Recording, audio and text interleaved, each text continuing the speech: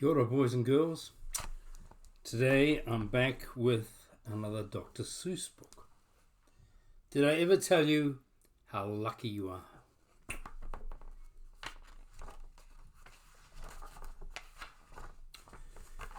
When I was quite young and quite small for my size, I met an old man in the desert of Dries, and he sang me a song I will never forget. Yes, he did.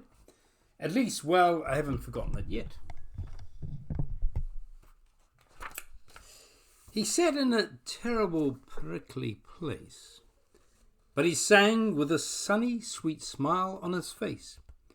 When you think things are bad, when you feel sour and blue, when you start to get mad, you should do what I do. Just tell yourself, there it is, Ducky, you're really quite lucky. Some people are much more, ever so much more, muchly, much more unlucky than you. Be glad you don't work on the Bungle Bridge that they're building across Booba Bay at Bum Ridge. It's a troublesome world. All the people who are in it are troubled with troubles almost every minute. You ought to be thankful, a whole heaping lot, for the places and people you're lucky you're not. Just suppose, for example, you lived in Garzate and got caught in that traffic on Zate Highway 8. Look at all that traffic.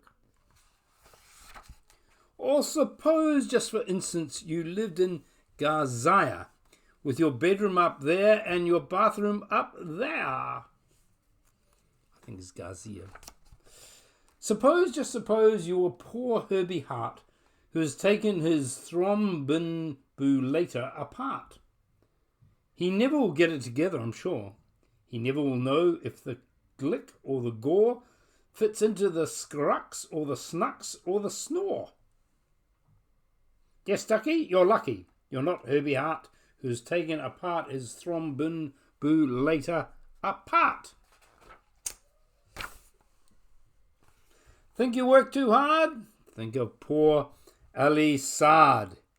He has to mow grass in his uncle's backyard, and it's quick-growing grass, and it grows as he mows it. The faster he mows it, the faster he grows it. And all that his stingy old uncle will pay for his shoving that mower around in that hay is the piffulous pay of 2 douklars a day, and Ali can't live on such piffulous pay. So he has to paint flagpoles on Sundays in Grazoo. How lucky you are you don't live in his shoes. And poor Mr. Bix. Every morning at 6, poor Mr. Bix has his boffin to fix. Don't ask me what a boffin is. It doesn't seem fair, it just doesn't seem right, but his boffin just seems to go slop every night. It slumps in a heap, sadly needing repair. Bix figures it's due to the local night air. It takes him all day to unslump it. And then the night air comes back and it slumps again. So don't you feel blue. Don't get down in the dumps. You're lucky you don't have a boffin that slumps. And while we're at it, consider the shallots. The crumplehorn, web-footed, green-bearded schlots, whose tail is entailed with unsolvable knots. Oh dear. If he isn't muchly worse off than you, I'll eat my umbrella. That's what I'll do. And you're lucky indeed you don't ride on a camel. To ride on a camel, you sit on a whammel. A whammel, you know, is a sort of a saddle, held on by a button that's known as a faddle. And boy, if your old whammel faddle gets loose, I'm telling you, Ducky, you're gone like a goose. It's pretty silly, isn't he, this writer? And poor Mr. Potter, the T-crosser eye-dotter. He has to cross T's and he has to dot I's in an I&T factory out in Venice. Oh, the jobs people work at. Out west near Hwatch, there's Watcher Bee Watcher. His job is to watch, and to keep both his eyes on the lazy town bee. A bee that is watched will work harder, you see. You think. Well, he watched, and in spite of his watch, the bee didn't work any harder. Not much. So somebody said, our old bee-watching man isn't just bee-watching as hard as he can. He ought to be watched by another hutch watcher. The thing we need is a bee-watcher. Well, the bee-watcher watched the bee-watcher. He didn't watch well. So another watcher has come in as our watcher. Today all the watchers who live in watch are watching on the watching the watcher who's watching that bee.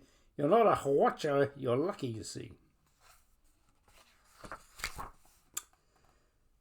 How fortunate you are you're not Professor de Bries, who has spent the past 32 years, if you please, trying to teach Irish ducks to read Javanese. They're the green Irish ducks. And think of the poor puffing pole horn players who have to parade down the pole horn stairs every morning to wake up the Prince of Poobockum. It's awful how often their poogles get broken. And oh, just suppose, for a moment, you understand, you were poor Harry Hadlow. Try as he will, he can't make any shadow. He thinks that perhaps something's gone wrong with his giz. And I think that by golly, there probably is. Don't ask me what a giz is. And the brothers Bazoo, the poor brothers Bazoo, suppose your hair grew like theirs happened to do. You think you're unlucky, I'm telling you, ducky. Some people are ever so muchly more unlucky than you. And suppose you lived in the forest in France, where the average young person just hasn't a chance to escape from the perilous pants-eating plants. And your pants are safe. You're a fortunate guy. You ought to be shouting, how lucky am I?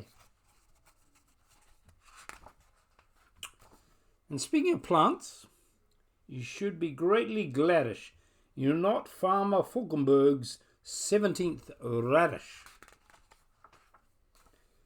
And you're not so lucky you're not Glucky Gown, who lives by himself 90 miles out of town in the ruins of Ronk. Ronk is rather run down, you understand. And you're so lucky you're not a left sock, left behind by mistake in the caravans of Croc.